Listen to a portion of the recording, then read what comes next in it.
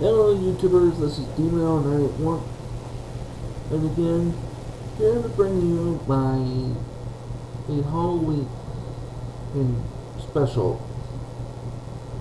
haul video. Now, as I've said before, I was going to do another monster list, but I'll save them for a different date. For now, I prefer to go over some Halloween specials. Now, granted, these might be unfamiliar to most people, or maybe you don't quite count these as Halloween specials. I, however, do, and since these are basically on my own opinion, and there you have it. So let's begin. And this list with number 13, which is the Headless Cabbie from Hey Arnold. One of the original Nicktoons. Hey Arnold was a pretty interesting show. It was about a kid and his friend, and who would usually get into some strange situation, such as trying to get it to the bottom of certain urban legends, such as Stoop Kid, Chocolate Boy, Monkey Man, and Big Caesar, Wheezing Ed, the Haunted Train, and of course the Headless Cabbie. This episode is basically a parody, if you will, of the Legend of Sleepy Hollow. It basically starts when Arnold and the guys are having a sleepover at the boarding house. And they're basically going around telling scary stories. Arnold finishes off by telling a scary story he learned from his grandfather. They're about a cabbie who lost his head, and while chasing after a dog, while at the same time being constantly berated by the dog's owner to catch up to it. After the story, the boy has decided to cut through the city park in order to go down to the ice cream parlor, where they start to realize that maybe the urban legend isn't that made up. Seeing as they come across some very weird coincidences. 1. It's Bondy. 2. The dog from the story is right there with them. 3. They hear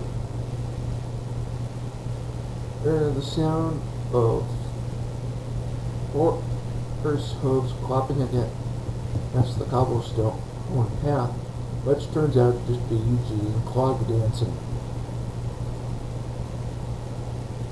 Just go with it. And if that's not enough, they almost run into what they assume to be insane man with the golden hook for an arm isn't in the story. Sorry, yeah, this is being a little distracting. For some odd reason, I feel like there's something in my ear.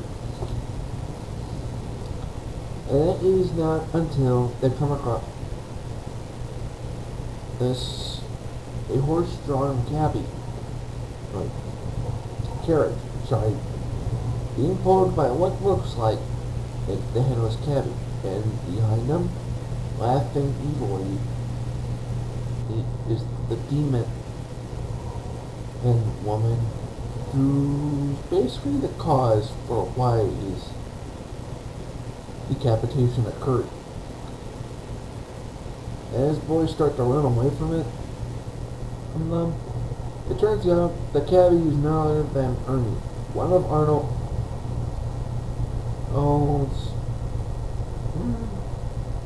boarding house tenants. And who's doing these coach ride? And it's in order to earn some extra money. And the evil laughing woman behind him turns out to be Mr. Wynn. And just laughing like a maniac for some odd reason. Bottom line, whatever it is, they get their ice cream, and all seems well.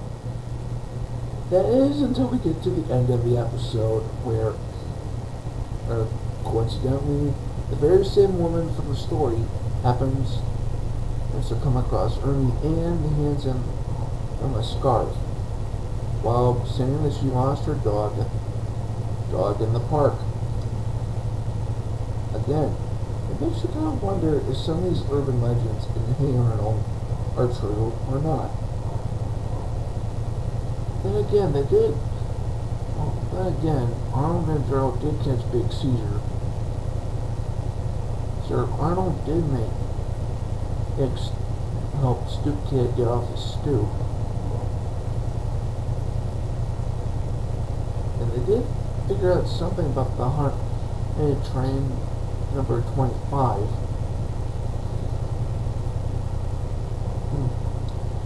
Anyway, let's get on to number 12, which is Nightmare in Retroville. Oh, from Jimmy Neutron, Boy Genius. This is the Halloween special of Jimmy Neutron, and it's done pretty well. It's basically about Jimmy trying to help Sheena and Carl make good Halloween costumes with the help of his invention. However, though, after Sheena and Carl get their makeovers done and by the costume maker or whatever it is, I don't really remember. It turns out that the costumes aren't exactly just costumes, as Carl turns into a bat. By the way, he's dressed as a vampire and starts flying off into the moonlight, and she began snarling and growling because he's dressed as a werewolf. All thing walks up away. Yeah, basically Jimmy's turned Carl and Sheen into monsters, and that isn't until they come across Cindy and Libby. Carl hypnotizes Cindy into letting it bite her and turn her into a vampire as well. Libby is bitten by Sheen and thus is turned into a werewolf. Now, as for Jimmy's father, however, he gets the funniest transformation of them all. He ends up becoming the Frankenstein monster. And it's almost done perfectly. Up till Jimmy's mom comes behind him, dressed as the bride of Frankenstein. And I don't know what you're all thinking. And how on earth is Jimmy going to get them out of this before the townspeople go B-movie on them? He uses the machine around himself in order to transform them into what I'm assuming is the giant octopus from It Came From Beneath the Sea, even though they kind of end up reference the Octoman or Octopus Man. And basically that's how the episode ends. It's pretty interesting in how only in the Jimmy Neutron universe weird stuff always seems to be going on because of Jimmy's inventions. It's kind of like Dexter in a way. At number 11, it's any of the Treehouse of Horror specials from The Simpsons. Yeah, there's about, at least, let me think here for a second. At least 20 seasons worth of Halloween specials to go over. Or mostly because they started in the third season up till now, which is like season 20 something.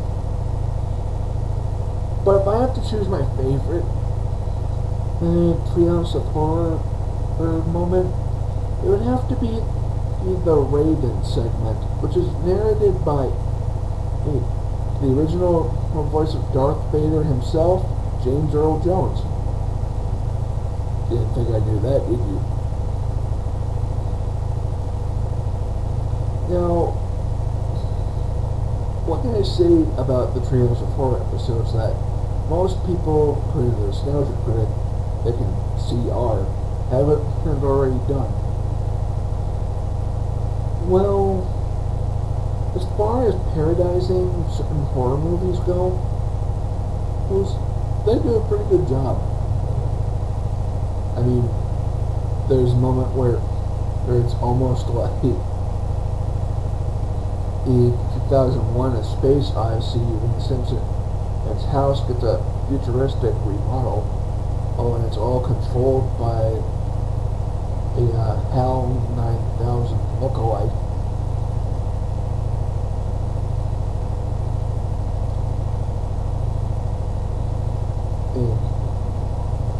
And again, there are a few Twilight Zone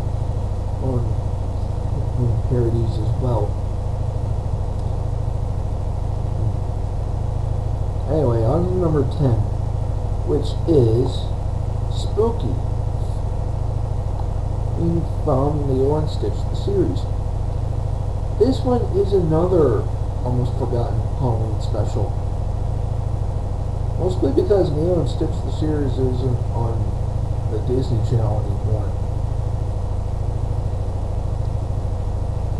But here's the synopsis of it. It's Halloween in Hawaii, and Lilo and Stitch prepare for a Halloween party.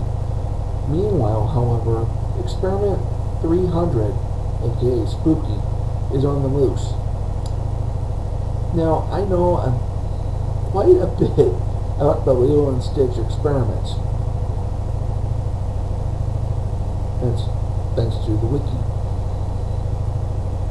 And here's what I can say about Spooky. Excuse me a minute. Experiment 300, primary function, fear-based transformations. Basically, it means whatever or whomever Spooky comes into contact with, it will shapeshift into the thing they fear the most. And it's explained very well in the beginning. And he comes across a mouse, he changes into a cat. A dog comes up, turns into a dog catcher. And as the episode continues, Spooky just becomes more and more creepy. He forms. Like, for example, at the Halloween party, in order to scare Myrtle and her friends, it changes into Milo in her Halloween costume, which is a princess with a hatchet in her head, except in this case, no head. It's carrying its own head.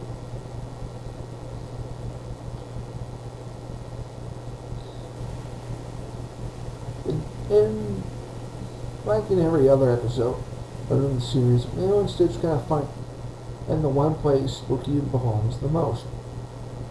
And since it's Halloween, it's perfect for scaring people. What more can I say? Spooky does a pretty good job about what he does best, scaring.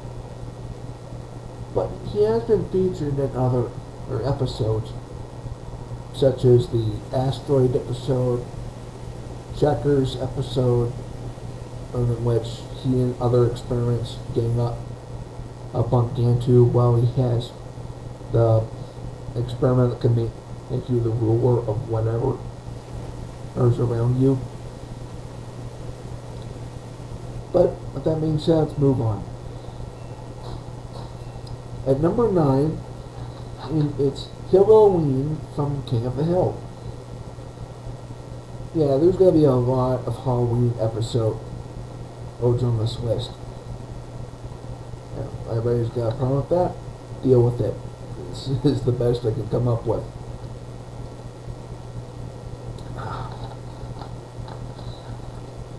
In this bracket, it's Halloween in Ireland. And of course, there's something horrible going on. And a religious fanatic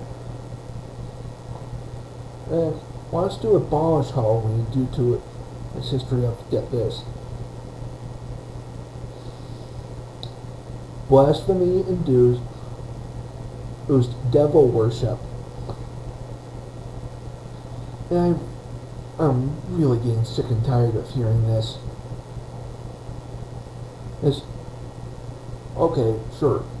Halloween is about people scaring the daylights out of each other and dressing up as monsters. There's oh no, that has something to do with the devil.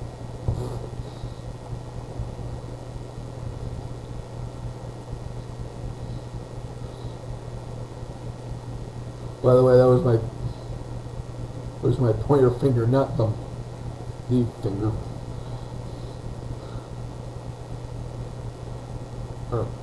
But yeah, I'm getting really sick and tired of hearing how Halloween is a satanic holiday.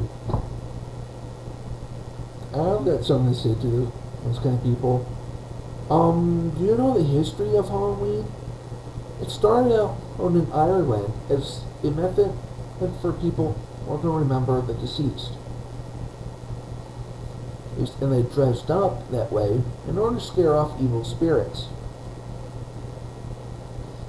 So to say that Halloween is considered a satanic holiday is redundant and stupid. Anyway, back to the special. While this fanatic is going on her legit is backlashing, Hank, Dale, Bill, and Boomhauer are trying to keep the Halloween spirit alive with the haunted house. But because of this fanatic's beliefs, the haunted house is canceled. Well, yeah, of course, why not? And because of her advice, Bobby gets stuck between making a choice. So too. Either A, he joins his father with this haunted house and celebrating Halloween, since it will be the last year he goes trick-or-treating. Or he joins the fanatic and trying to put a stop to Halloween. Yeah, I don't care if I'm going to hell or not, I'm going with A.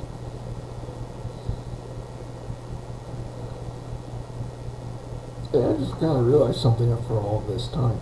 It's almost like a parody of How the Grinch Stole Christmas.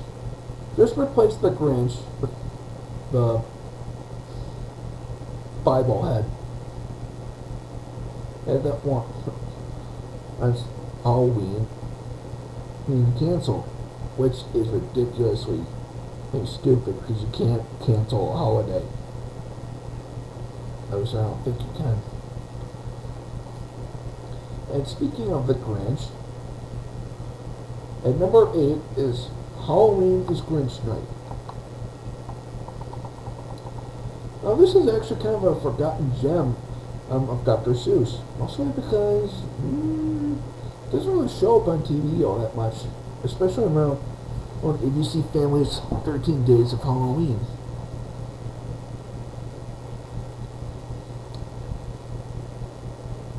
The special is mostly this: a sweet sour wit and begins to blow through Whoville and begins a chain reaction and of sorts, which finally ends with the Grinch and preparing and to attend the Grinch Night Ball, which is basically his version of Chernobog's Night on Bald Mountain. Or at least that's what I'm guessing, because as they never really show what he's done in the past. But the reason why it's on the list is because of the one scene a lot of us would remember. And that is the paraphernalia wagon moment. After Euchariah pushes the Grinch to the limit and of his own patience, that's with the young Who, he decides to try and scare the living daylights out of him by exposing him to the bugaboo that's in the wagon. And after he unlatches it into the top, chaos ensues. Now, from what I can tell, the paraphernalia wagon's like the Halloween version of Pandora's box. And it has all sorts of creepy and somewhat disturbing imagery. But it works. Also, on a side note, this special is narrated and by Hans Conried, one of the best portrayers of Captain Hook, from Peter Pan. And not to mention, he's also narrated other works of Dr. Seuss, like Dr. Seuss is on the Loose, Horton Hears a Who. Shorts like that. Now, I'll say this, though, as a disclaimer. Numbers 7 and 6, you're not going to find on TV at all. Oh, and if you want to know why I put these two entries on the list, I'll give you a hint. Go to thatfellowonthecoat.com, and you'll find these two. But that being said, let's go on to number 7, which is all 3 of Jaime Tude's childhood scare videos. Now, before anyone and says, wait a minute, that's cheating, isn't it? Those aren't Halloween specials. Technically they are. Right, because he posts them kind of after Halloween, but they're meant for the holiday itself. Oh. And Jaime Tude has always been sort of an influence on me. I mean, whenever he does his childhood scare videos, I'm pretty much the first one who gets to see him.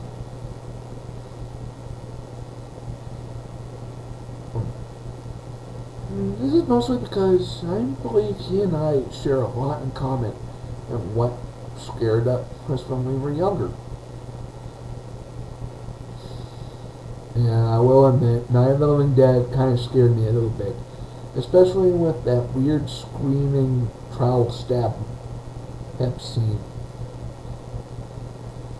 Although the other entries on his first childhood scare video didn't quite scare me as much. Mostly because I either didn't see them or read them in a couple of cases, or I didn't find them all that scary or disturbing.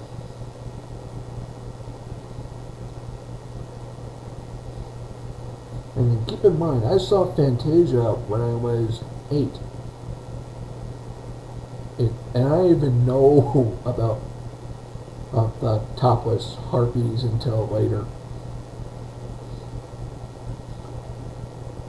But as for his most recent list, it's entitled Your Top 11 Scares of Childhood, which he collects from other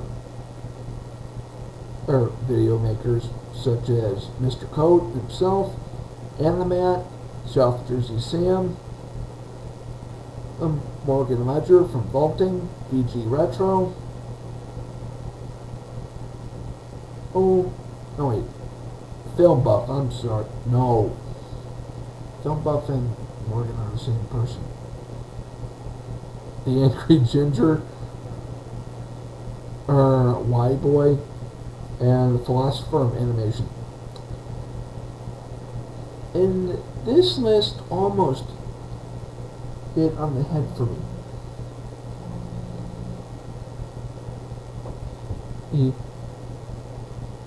Because when he got to Garfield, Animat's suggestion, I had to wonder about that for a minute. Like, why would he put Garfield on a scare list? Until they showed up. Why? And I will say this though, to end this entry. I don't want to give away too much, but I will say this. What Animat's suggestion, and you think never happened at all. In a creepypasta, maybe, but in a comic book, like based on Garfield, no. Just no. This year, I hope Jaime 2 makes another top scared video. Or someone makes a new one. In fact, Mysterious Mr. Enter is going to be doing one pretty soon, and I can't wait to see that.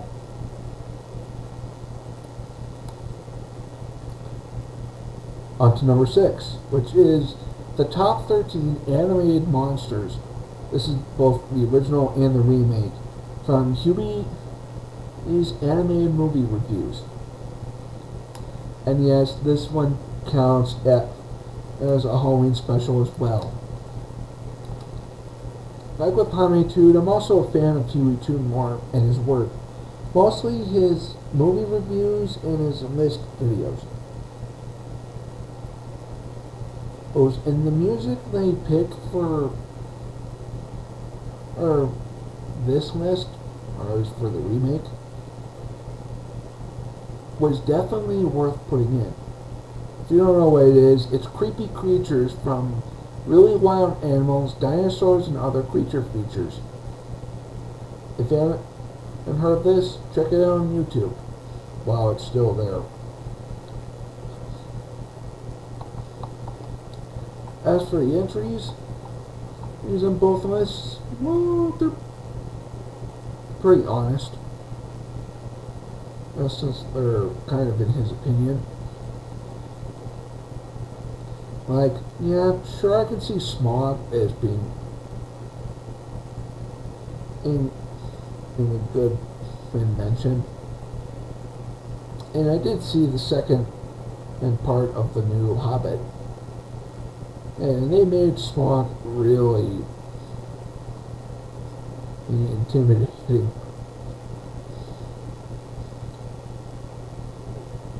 But there are a few things that I didn't quite find as scary as he did. Like, for example, don't remember the name of it all. There was the gorilla from Superman entry. I don't count that as a monster. If I were him, I would have substituted at that gorilla for the Lich from Adventure Time. But then that's me. Again, I hope Huey makes another list. Basically a Halloween-based list. I mean, the only Halloween special review he's ever done, and at least to my knowledge, is his Scary Godmother video on Coraline. Let's carry on with number 5, which is Scary Godparents from The Fairly Odd Parents. It's Halloween night in Dimsdale, and Timmy Turner decides to go trick-or-treating with Chester and AJ. Unfortunately, he realizes that Halloween is not as scary anymore because of two things: lame costumes and phony Halloween treats. In other words, it's the kind of stuff you don't want to get on Halloween night.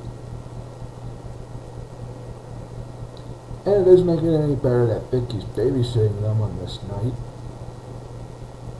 And so after being fed up with all that, Jimmy decides to make a whip as to make everything real and scary just for Halloween. And we are treated to the song Real and Scary. And basically, this way she turns everyone into what their costume represents. And since Cosmo and Wanda are dressed up as the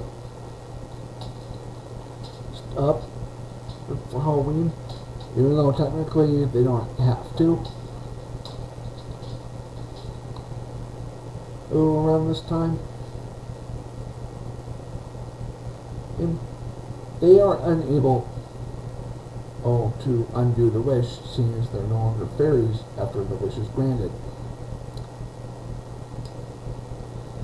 And you'd think everything would be fine, but no.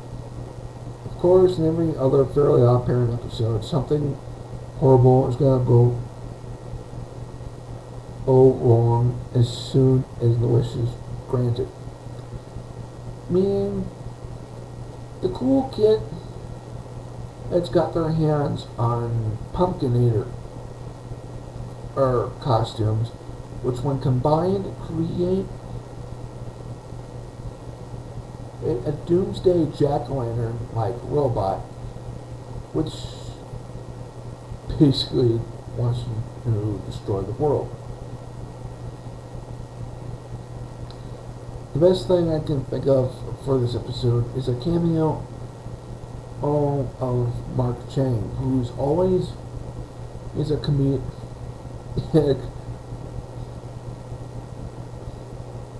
character for me, especially since he's voiced by Rob Paulson. So, and I just love how he can make an alien sound like a 1970s surfer dude.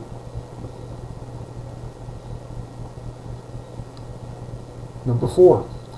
Ed and Eddie's Halloween Boo-Ha-Ha. It's Halloween night in the cul-de-sac, and the Eds start to venture out towards a place called Spookyville, which Eddie had learned from his older brother. And by the way, he has a map towards, or to get to. Meanwhile, there's something else going on. Due to being exposed to too many horror movies, Ed begins to hallucinate at random moments. And it's these scenes from the very movies he had just witnessed. And I will say this though, the references to his imagination are pretty self-explanatory. Like Medusa from Greek mythology, aliens, vampires, the Headless Horseman, and a giant spider, Frankenstein, Macbeth, what the canker sisters or witches, I don't know how that works. But of course, because of Ed's overactive imagination, he ends up pummeling the other kids.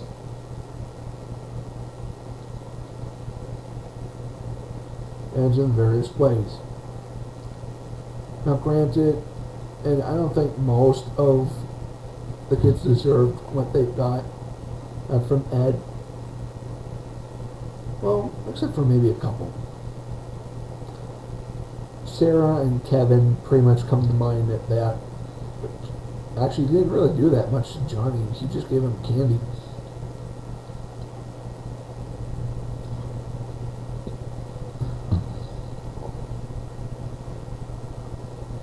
But as it turns out, Spookyville is nothing but a prank that Eddie's brother had played on them. It's basically the same neighborhood.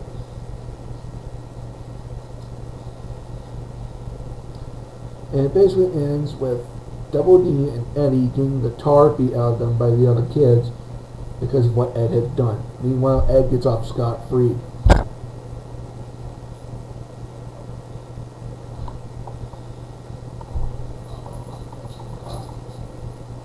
I will be back for entries number 3 through 1 and another time. Until then, see you later.